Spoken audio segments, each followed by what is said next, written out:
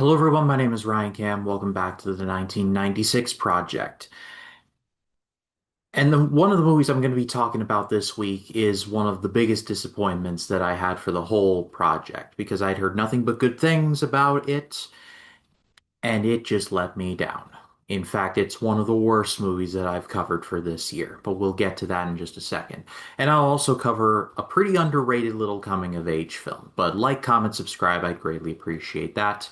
With that out of the way, let's rip the band-aid off and let's talk about Kingpin. I need you now more than ever I need you. Kingpin. Kingpin was directed by the Farrelly brothers, Bobby and Peter, and it starred Woody Harrelson, Bill Murray, and Randy Quaid, among others. It tells the story of a man named Roy Munson, played by Woody Harrelson, who is a great bowler and would have been great if not for losing his hand in a complicated series of events that involved gambling and a guy named Big Ern McCracken, played by Bill Murray. On a whim, several years later, he finds a man named Ishmael, played by Randy Quaid, who is Amish but is a great bowler. So he decides to take Ishmael on as a manager, as his manager. Farrelly Brothers, especially in the 90s, were pretty good at making comedies. So, like I said, I was looking forward to seeing this one because there are a lot of people that like this one.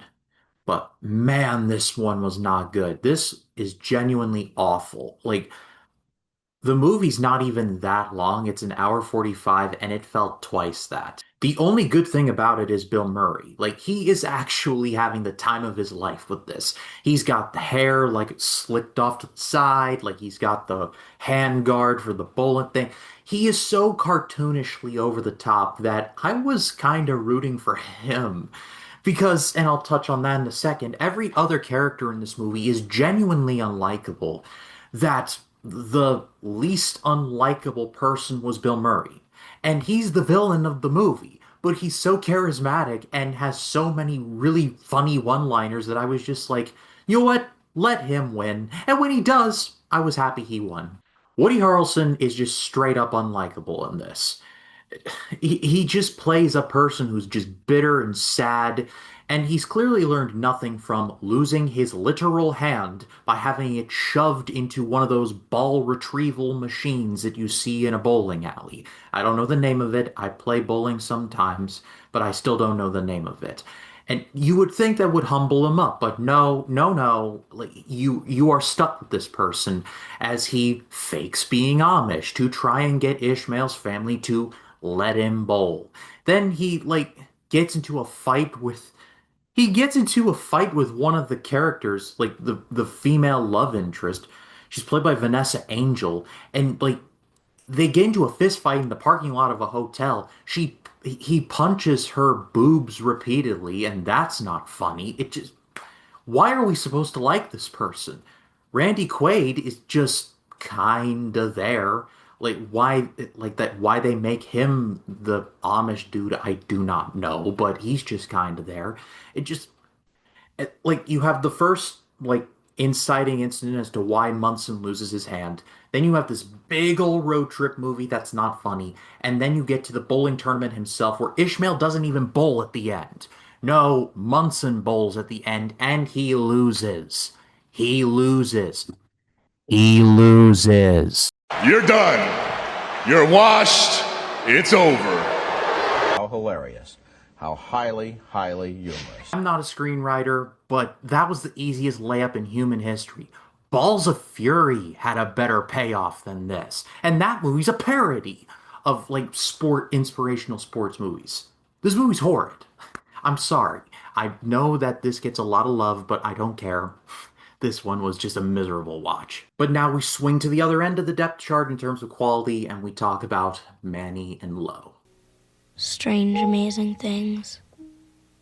Manny and Lo was directed by Lisa Kruger and starred Scarlett Johansson, Alexa Palladino, and Mary Kay Place. It tells the story of two girls named Amanda and Laurel, who are henceforth named Manny and Lo, played by Scarlett Johansson and Alexa Palladino, respectively. They are on the run. They have run from their respective foster families. They are sisters.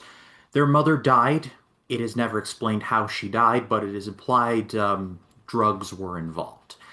And so they're on the run together, looking to settle down somewhere. However, Lo is pregnant, and so they end up kidnapping a woman named Elaine, played by Mary Kay Place, because she works at not a Carter's, but a Carter's for the sake of this movie. It's a baby goods store to help with the birth. Maybe it's because I just know ScarJo because of the MCU and a bunch of other things, but seeing her so young is all was just a mind trip to me because I was just like, wait, she was really acting this far back? This is her third overall performance, according to Letterboxd at least, and she's great. She and Alexa Palladino have a great dynamic together. Like Manny is aware of their situation, but also like she's still young, so she has a lot of stuff to learn. And Lo is just she's trying to cope with everything going on. Like they're on the run. She's pregnant. Like there's no real adults in the room to try and help them out. And any adults that could help would probably just throw them right back into the situation that they just left.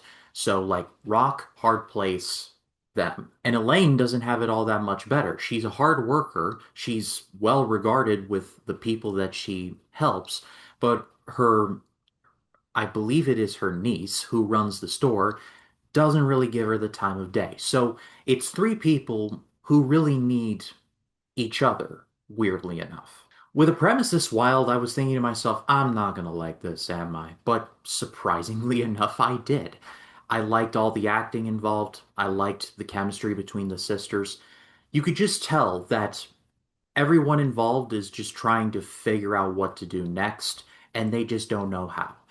It's very similar to Thelma and Louise to me. However, there's less murder, and they don't drive off the cliff in a T-bird. This one is severely underrated, and it's getting a great rating. It's a bit rough in places in terms of dialogue. I wasn't a fan of some of the line deliveries here, but overall, this is a really borderline sweet story, and it's one of the more hidden gems of the year.